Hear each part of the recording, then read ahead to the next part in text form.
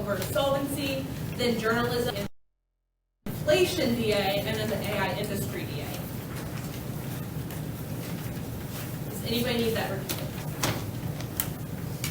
Okay. Solvency, journalism, inflation, AI industry.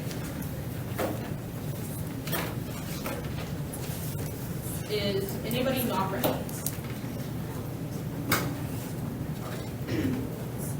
Okay, so first on the solvency flow, I'm going to be first responding to the developing good AI is possible, but requires harmonizing values from Novellian 22 card. First, prefer our evidence on recency. AI is way more developed than in 2022 when their card is from, compared to 2024 when our card is from. Their evidence is also just saying that they hope to harmonize AI, but that is a completely separate plan. The neg evidence is specific to case.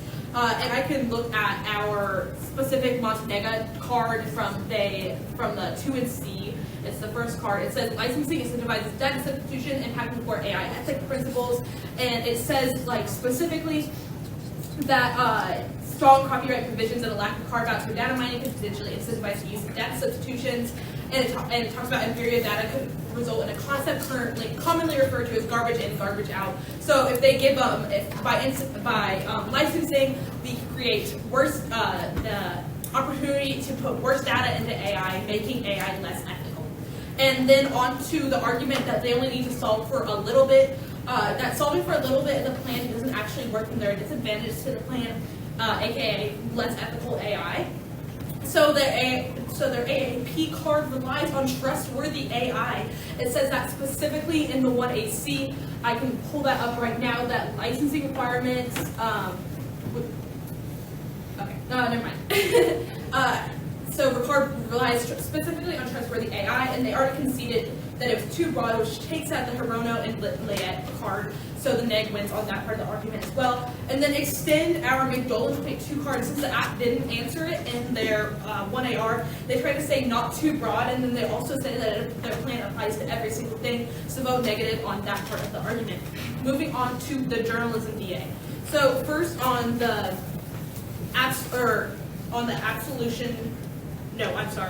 on the answer to the EDGE in 2024 card.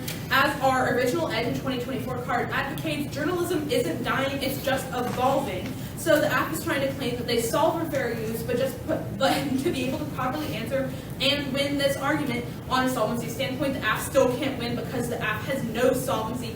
Vote neg because we will not see the advantages.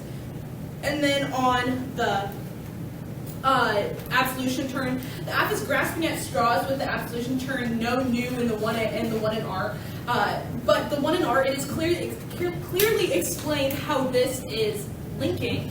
I'll pull it up right now. We have specific. Okay, so we have specific, like how it links to Pinar, how it links to the EDGE in 24, and how it links to the Dahlm card, and how it answers each and every one of their arguments. So a turn isn't a new argument, it's simply a new piece of evidence. Vote neg on that piece of evidence. And then the app is purposely misunderstanding the evidence of the Brown and Arkwell evidence. The evidence has nothing specific to do with journalism, just simply stating that they need to limit big tech if they want to solve. So vote neg on the advantage because the affirmative clearly can't prove there are any advantages to their plan. And moving on to the inflation DA.